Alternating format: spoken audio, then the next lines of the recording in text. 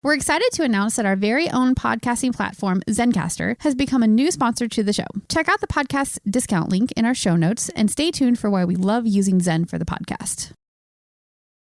You're listening to the Archaeology Podcast Network. Hello out there in Archaeology Podcast land. This is Dr. Alan Garfinkel. I'm the president and founder of the California Rock Art Foundation. And what we do is we identify, evaluate, manage, and conserve rock art both in Alta California and in Baja California. We conduct field trips, we have trainings, exercise, we do research, and in every way possible, we try to preserve, protect, and coordinate treasures of Alta and Baja California rock art, of which there are many and diverse.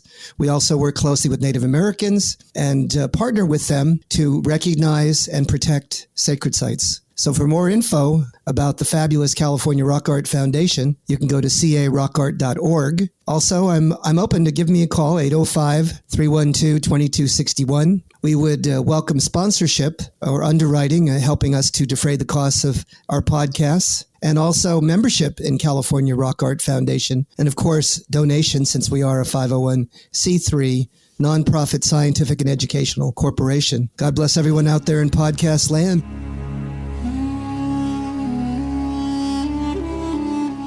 You're listening to the Rock Art Podcast. Join us every week for fascinating tales of rock art, adventure, and archaeology. Find our contact info in the show notes and send us your suggestions.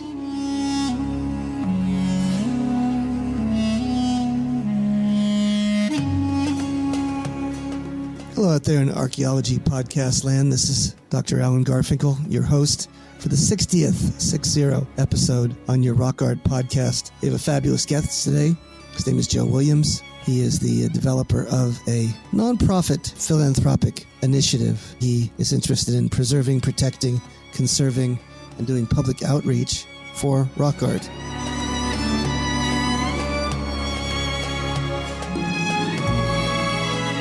Well, welcome to the Rock Art Podcast. Believe it or not, this is our 60th episode, and we have an interesting one for you today. We have Joe Williams, who is a Native American himself, and he is going to discuss his own background about being and living as a Native American, and also developing some interesting strategies, specifically corporate strategies and other things along these lines, to help protect and do also public outreach and conserve what I call sacred sites. Now, when we're talking about sacred sites, we're talking about heritage sites, and specifically the sites that Joe is going to be talking about have absolutely nothing to do with burials or human remains or grave goods or anything along those lines. What we're talking about is in the main things that would be called either rock drawings or rock painting sites, or sites that have some sort of heritage significance. Joe, are you there with me? Absolutely, Alan. Thank you for having me on. Well, I'm honored and blessed to have you on. We have had a smattering of Native people, but in the big picture, I think we could have it be much more important. I know that when we kick off our three different segments for our hour-long journey, we like to open it up and ask you that multi-million-dollar question. Joe, how did you ever get involved in sort of a passion for Native American things and dealing with such controversial issues of trying to protect and conserve heritage sites? Again, thank you. I'd like to first want to say that, when it comes to preservation of these sites, I believe that a vast majority of them are endangered, in fact, endangered. And I learned about this as a native of the area of which I was born, the Antelope Valley. And having been raised through the 60s with the idea of space launch in 69, I was 7 years old. I was born in 63. And science, now quantum mechanics, and what I would consider planetary orbital dynamics on a mechanical basis, I believe can be related, if I can find that link, from an archaeoastronomy perspective. Do you have an extensive background in astronomy and engineering? Is that something that's a specialty of yours? First off, as far as the Native American aspects and heritage is concerned, that was born into me. My grandmother taught, and my grandfather, for the most part, where I came from along Cherokee lines, going all the way back to the trail, the actual Cherokee removal. And so after researching my genealogy at my age now going on 60, I found a sincere interest in cultural science now as a result of my own bloodlines, even though the quantum isn't that great. So when you say cultural science, help me understand. Well, when it comes to the Kawayasu, with these particular sites that are painted, and I see them as endangered. Before we jump in and talk about the Kawayasu, I guess we need to hear more about you and your background. And then also we can talk about the Kawayasu, but I guess we're going to have to talk about the geography of where you're talking about, because, you know, in this Rock Art podcast, and we can talk to people all over the world. The southernmost tip of the Sierra Nevadas, down at the south. In California. Yes. In California. Right. And so, you know, the beginning of the trail, so to speak, if you were to call it the High Sierra Trail on the Sierra Nevada, that it pretty much begins about where these areas are. Horse Thief Canyon, I think, for one, is the trailhead for that particular trail, leading over from the San Gabriel Mountains, which is the other side of the Antelope Valley from which I was born. So your interest is in an area that you've trafficked and know well, which includes, as you said, Antelope Valley and the far southern Sierras, correct? Yes, correct. And that would be actually the far north portion of the Antelope Valley, which would be the south tip of the Tehachapi. Okay. Of the Tehachapi Mountains. So the Antelope Valley, for those who are, you know, due to this geography of California, is, I believe, part of the Western Mojave Desert, is it not? Absolutely. In fact, the most Mojave greens I've ever witnessed, actually, pit vipers by 20 to 30 in a pit, you know, where one wrong step in some of the areas out in this desert can definitely be deadly. So it's very treacherous and, how should I say, dangerous terrain out here on the Western Mojave side of the desert. So in the Antelope Valley, who are the native people that live there? In that indigenous area, specifically in Antelope Valley? Well, the Chumash for one, Paiute. Okay.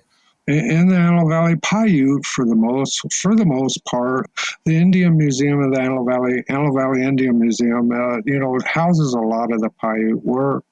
So it explains a lot about. In fact, we've had a few presentations there as a corporation, Southern Fires Corporation, and we've been able to allow ourselves to understand more so about baskets and basket weaving. So the intricacies of basket weaving and how it worked out here in the Antelope Valley.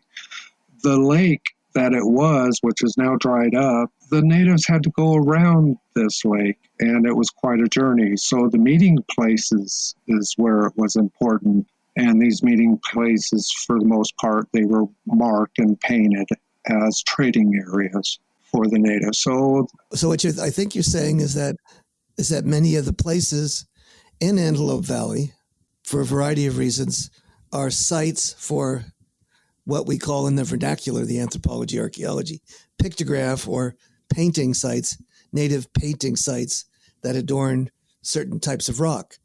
Am I correct? Yeah, well, they're for the most part meeting places for between the natives to exchange, trade. These places, though, at the same time, they were villages that were lived in for long periods of time. So as far as the time that a particular tribe will have lived at a particular site, it could have been centuries, if not a millennia, that a tribe could have lived at a particular village site before or after it became a trading area for many tribes to meet, all the way from the coast to the Mojave, Paiute, Kawaiisu, Shoshone, Chumash, Kitimak, many tribes actually would meet, and they would exchange sea goods, shells, in exchange for acorns. And then out in the Paiute area, it would be different items such as pinyon, out in the Pinyon Hills, pinyon nuts in exchange for the acorn. And they travel around this lake. The Antelope Valley was a lake. And that was how things were done back then. What was the name of the lake given? It wasn't Lake Los Angeles or anything like that, was it? No. Yeah. Well, but it's very near Lake LA, actually. Many of the Paiute sites and the Indian Museum, in fact, is in Lake LA. So, for anyone to know. And the museum is an excellent museum. Well, I know the Antelope Valley Museum. I've only been there a couple of times, but it's quite a treasure. It's an architectural treasure. It's kind of off the beaten path, but it has an incredibly extensive collection of artifacts and other cultural materials, and it's really quite remarkable. So that's definitely something that we'd recommend for our listeners to explore and see further. But in terms of your interest, it sounds like Antelope Valley was one. And as we wind our way, I guess, further towards the west, we bump up against isn't the transverse ranges in there, the Tehachapi Mountains, etc.? Correct, and that's when it extended down. The trails were painted and the marks were left all the way down into Baja. In fact, there's been tales, or I should say legends, of the trail leading all the way to Mexico City. The origins of these trails, they extend for thousands of miles, these trading trails, if you will. Mm-hmm. So many coming in and out of Baja, California on up, and for the most part ending here in the Tehachapi Mountains that I've been able to see as far as paintings are concerned. So the Tehachapis as far north. Yeah, Tehachapis are kind of a different set of landforms. Most of the landforms, I guess, in California go north-south, and those are the mountain ranges like the Sierra Nevadas and many others.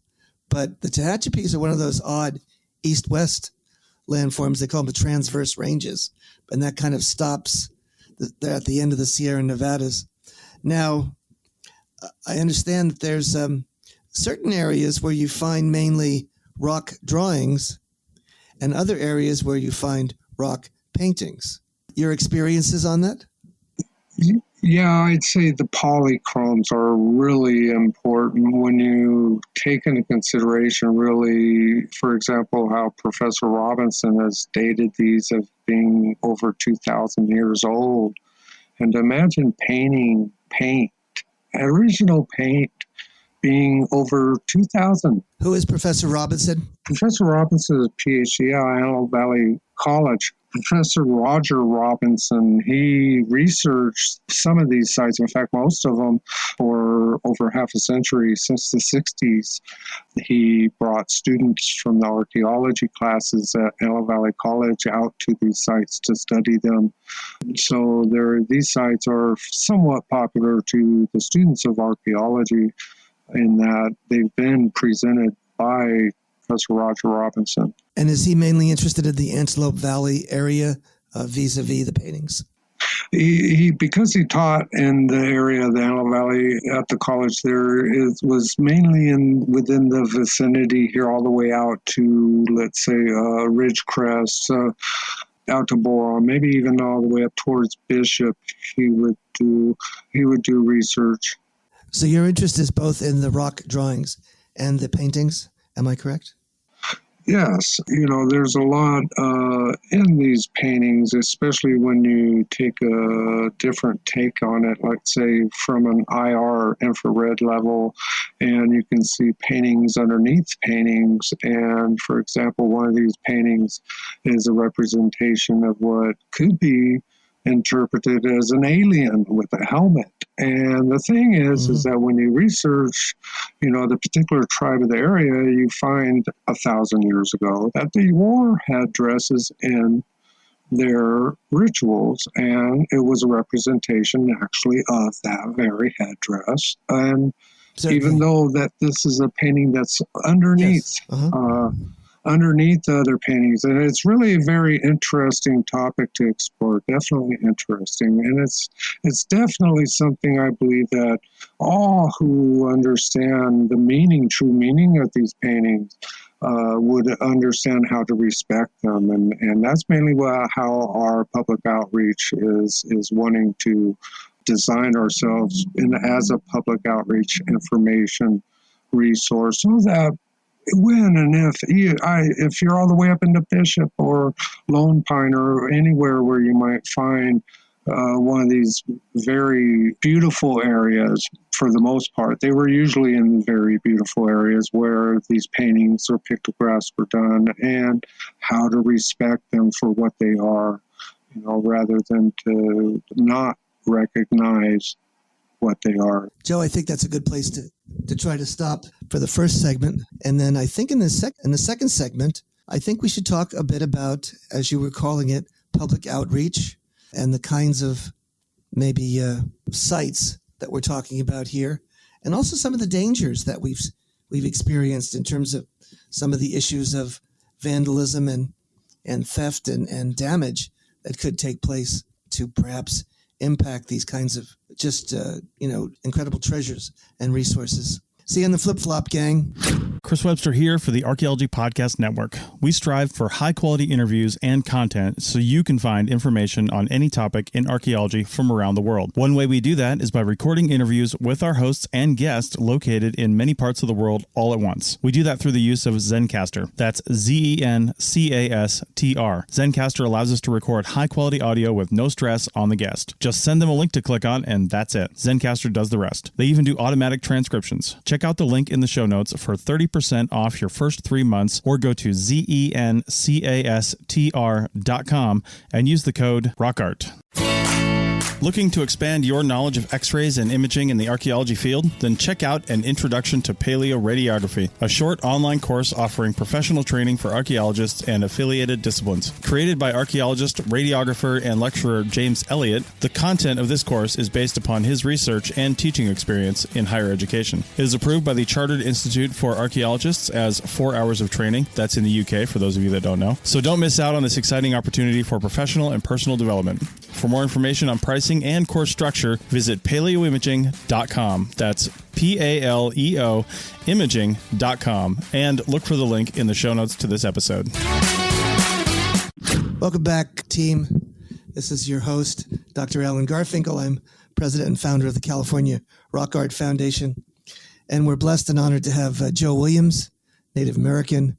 He's also a prominent individual in terms of trying to conserve, protect, and do a bit of public outreach and education for the rock art resources within the Western Mojave Desert of the great state of California.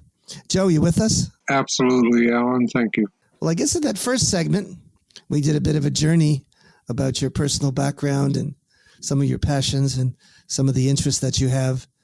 I guess at this point, we should talk maybe more specifically about the challenges that we face in trying to preserve, conserve, and do, I guess you'd call it outreach or public outreach, in trying to share the heritage values and importance and significance of this treasure of rock art paintings and drawings that exists throughout California. Am I at all correct, Joe? Absolutely, absolutely. I do feel I need to try to give credit where credit's deserved, and that's to Tomokani State Historical Park and the Tehachapi's off Sand Canyon Road.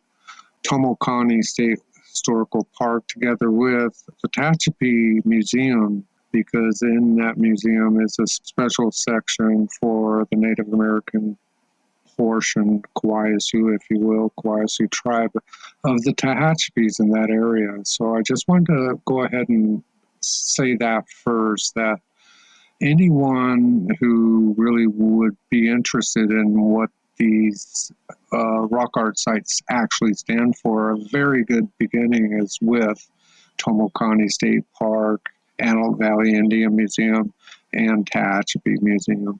Well, I guess this is a blind or selfless plug, but of course I've been visiting and connecting with the Tehachapi Museum and the native Kauai people for several years, probably on the order of maybe 20, 30, 40, 50 years. And we were honored to be part of the development of the Kauai wing of the Tehachapis. And we won the Governor's Award, including the Kauai themselves, with our book on the Handbook of the Kauai, which was the basis for the Tehachapi Museum in terms of their public interpretation of the Kauai people. And it was Harold Williams and Janice Williams and a whole bevy, an array of different Native people that worked together to create this multimodal public outreach, as you're well aware. Absolutely, and a very excellent read at that. Thank you very much, Doctor, for that, together with Harold Williams and Hal. In fact, we met through Janice Williams, you and I. We did. And Janice, she was the traditional basket weaver for the Kauai Sioux. And I remember in the museum attending some of the presentations that she would have on basket weaving. And they were very impressive to be able to watch and understand and learn about how long, especially, that these baskets take to weave.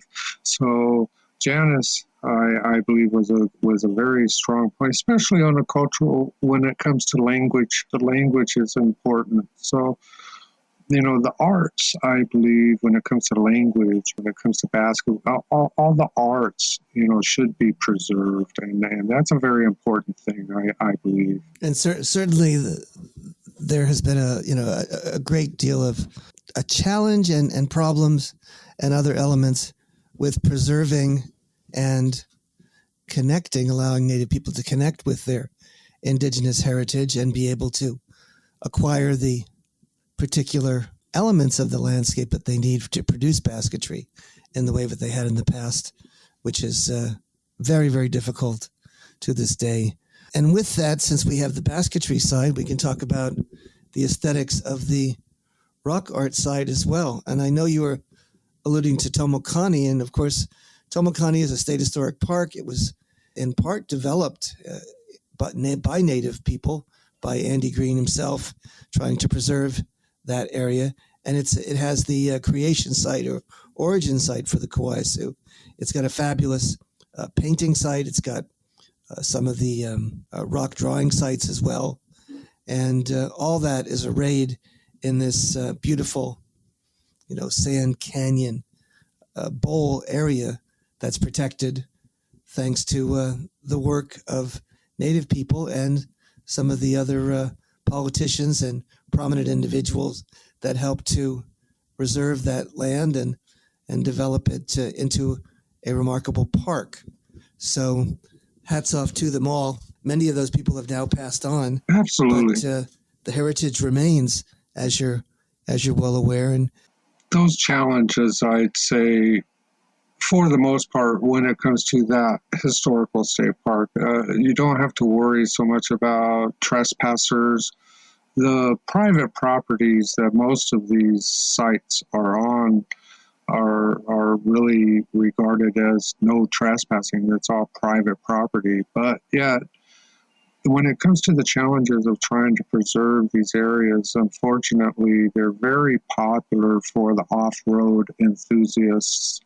The hikers are very conservative on the level of nature, but unfortunately, when it comes to off-road, there isn't much we can do really in regards to trying to control it when one of the most popular areas, most of them, are near these sites. And the land erosion is tremendous, especially at one particular site. The land erosion caused by all the motorbike riding up a hill that scarred it permanently for who knows centuries before it ever regrows. And all that sand and erosion is eroded down and filled up the canyons. And now even at one of the sites, it's filling up with sand. It's getting buried with sand. access to the sites, I can say, at least for the most part, are more difficult, the terrain. So that's the only good part about the land erosion. So I guess we've had some problems, certainly in Eastern California, regarding rock art vandalism. We had someone in the Owens Valley, in an area that is relatively unprotected, take a electric saw and cut up those cliffs and pull them off the sides of the cliffs. So that was one thing that happened. We've had others that have picked up the rocks themselves and carted them away. So we know about those. And of course, you've got those that are vandalized. Yeah, those that are actually used for target practice or for other sorts of things like that, where they're vandalized, or if they're graffitied, or sometimes even if they're painted over. When it comes right down to it, what we've done as a corporation and how we've gotten our foothold on this issue is by purchasing ourselves as a corporation on a nonprofit level a piece of property very near the site so that we can relay 4K cameras. And these 4K cameras that are relayed from one peak to another are only but a few hundred yards away. And so being able to have an eye recording some form of record of what's going on around these sites, I believe is an important step, in trying to preserve these areas from vandalism. So that's one of the steps that we're looking to take here in the very near future, actually. I haven't heard that particular system is used very often at any rock art sites that I'm aware of, even those that are, some of the most prominent and most important, such as like Painted Cave in the Chumash area or elsewhere, where you think you really should have had some sort of electronic monitoring. What is it that you're preserving? You don't have to give us details, but that there's a remarkable painted site that's actually owned by a energy company, correct? Actually, Cal Portland Cement is a cement company, and they own, in fact, Cal Portland. Cal Portland owns vast amounts of land across California and Oregon. That's why they're called Cal Portland. Okay. Now, these commercial concrete, they know better than to take the choice of bedrock, so to speak, or whatnot, where these paintings are. They respect them at least, but yeah, there's the regard towards how do we preserve it. So our corporation operates on a non-profit level to try to be that in between for the corporation that's needing stewardship of the site, but yet they can't afford to take the expense of it anymore. So we step in with our systems to try to monitor it and keep the place safe. Now, for example, one particular canyon, I particularly know for a fact there's endangered species of nature. In fact, in a microenvironment back in one of these canyons. And it is not uncommon in the valley area here where I was born, Antelope Valley, for example, Little Rock Dam, where the whole back portion of the canyon is shut down over an endangered species such as a tree frog, I believe. I believe the same to be true in many of these areas, canyons, especially where water runs, and that maybe as a medium to try to dissuade the typical visitor out is to designate some of these areas for the purpose of endangered species so that no one individual actually takes the responsibility for keeping people away from very delicate endangered areas. So obviously you have a treasured ecosystem there. Absolutely. Yes. Artesian wells. There's, many sources for life that hasn't really expanded from beyond that area. So it's still preserved in these, what would be considered microenvironments, literally surrounded by a wall of mountain rock. There's many of these areas throughout Tehachapi. Are we able to identify the site by name, or should be maintain that confidentiality? Well, as far as Tomokani is concerned, until we are able to try to form some kind of actual, how should I say, resonance of preservation in regards to like the camera systems, which I've only now formulated on how they'd be, self-contained, solar powered, so to speak. Right. And it's close enough within range for a 4K camera to be able to post up signs and let people know this area is being recorded. Perfect. So it helps to keep people maybe away from the areas that they shouldn't be, until we get to the point of being able to designate that particular species of frog.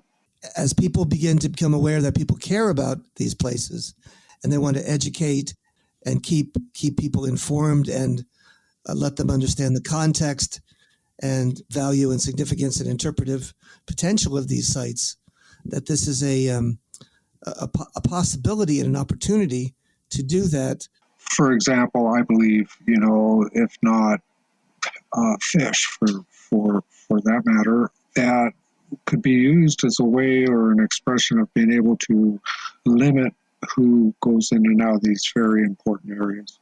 Well, I think that's it for this second segment.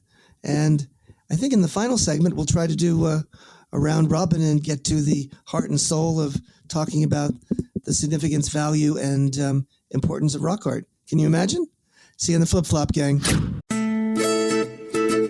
You may have heard my pitch for membership. It's a great idea and really helps out. However, you can also support us by picking up a fun t-shirt, sticker, or something from a large selection of items from our TeePublic store. Head over to ArchPodNet.com/shop for a link. That's ArchPodNet.com/shop to pick up some fun swag and support the show. Welcome back, podcast fans. This is Dr. Alan Garfinkel with your Rock Art podcast on the Archaeology podcast platform. This is the 60th episode, 60. Can you imagine? And we have, as our honored guest, Joe Williams, who's talking about rock art and also about native heritage resources and in what ways we can conserve them, protect them, and cherish those remarkable treasures of the past. So, Joe, I think one of the questions I think our listeners might have is, as we begin to understand more and more about the cosmos, the universe, and both things we call animate and inanimate objects, we begin to understand that some of the things that we thought were, as we call them, inanimate, have agency, have authority, seem to be alive with, there's a lot of different words for it, but in some areas it's called puha or buha. It's power, it's energy, it's vitality. It's this ethereal thread that passes throughout the universe and our bodies and all of things in the world. How am I doing, Doc? Excellent. In fact, I couldn't say it better. In my opinion, it's a matter of being able to actually see, if you're looking from a native perspective at these paintings, rock, art, pictographs, formations, these very important sacred areas from a native's perspective for exactly what they are and why they were painted. If it was a hunting ritual, they're alive. Or they're alive with power. The rocks are alive. Yeah, exactly. And there's actually, you could see almost a connection on an astronomical level. So when you look at archaeoastronomy, you can actually start to see the evidence in, for example, at one site where the formation of the grind holes or mortar holes that were used are actually in the pattern of the star system Sirius, the Milky Way. So when you take into consideration that the ancient cultures of our time have actually had a good understanding, a very concrete foundation on knowing about planetary conjunctions or alignments or knowing the position of where particular positions would be with the moon, for example, the harvest time and season. This is all they this is all they had. Right. This is all they had to depend on for time. And so there's the evidence of it. So what we've done and what has been done by scientists and astronomers is they have found that a number of these painting sites and petroglyph sites are indigenous observatories in a part that help them to predict the winter solstice sunrise or sunset and the summer solstice, or they're associated with the viewing of Venus. And the reason Venus is so important is, as you're well aware, it's the morning star and the evening star, and it's the first star you see in the morning and last star you see at night. I think I've said that right. I don't know.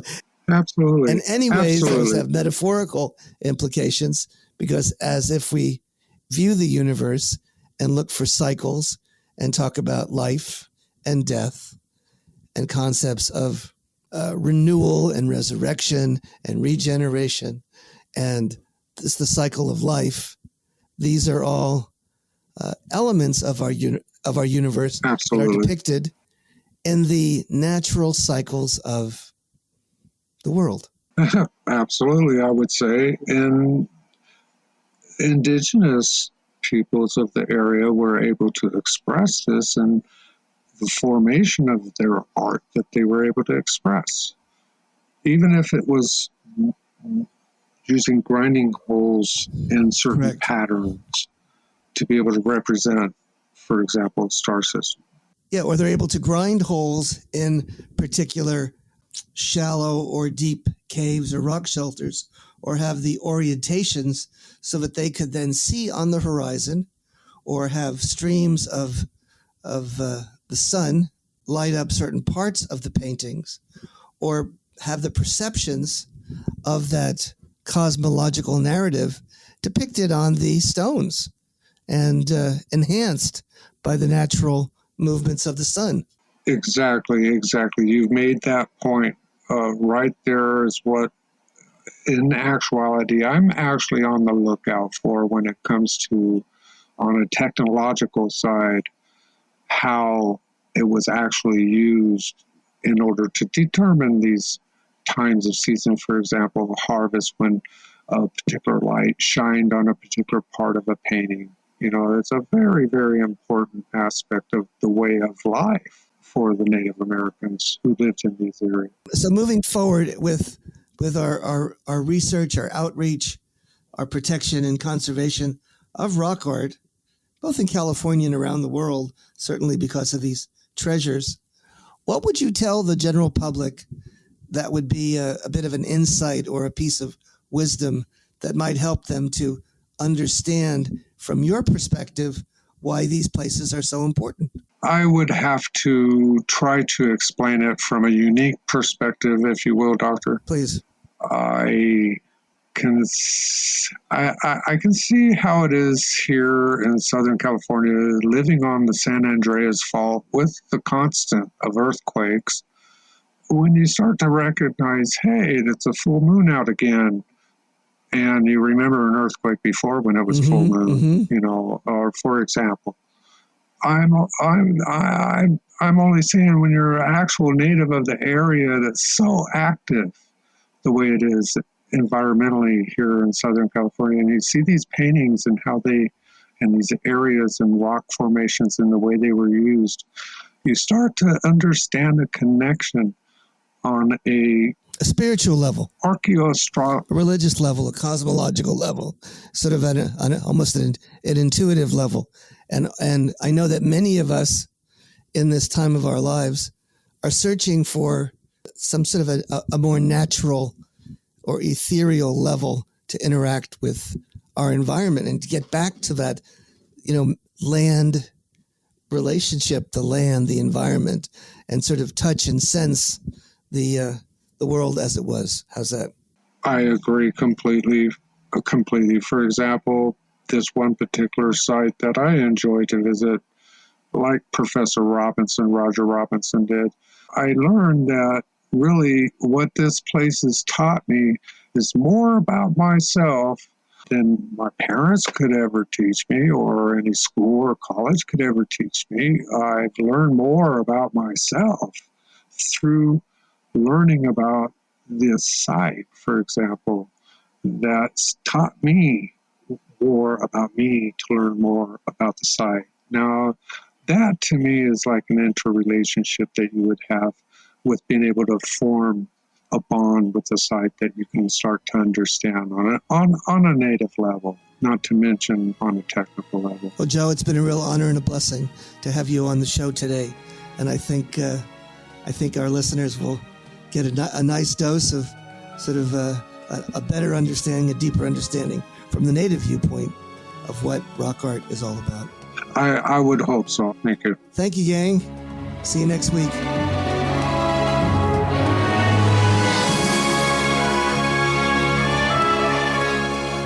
Thanks for listening to the Rock Art Podcast with Dr. Alan Garfinkel and Chris Webster. Find show notes and contact information at www.archpodnet.com/rockart. Thanks for listening, and thanks for sharing this podcast with your family and friends.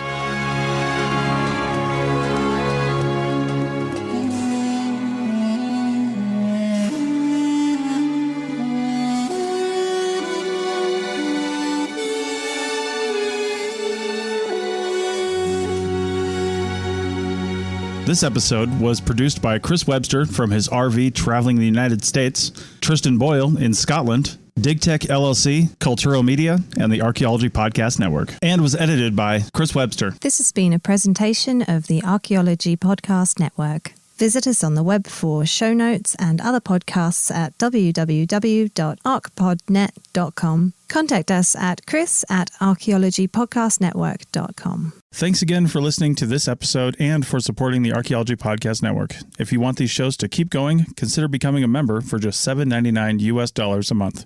That's cheaper than a venti quad eggnog latte. Go to archpodnet.com/members for more info.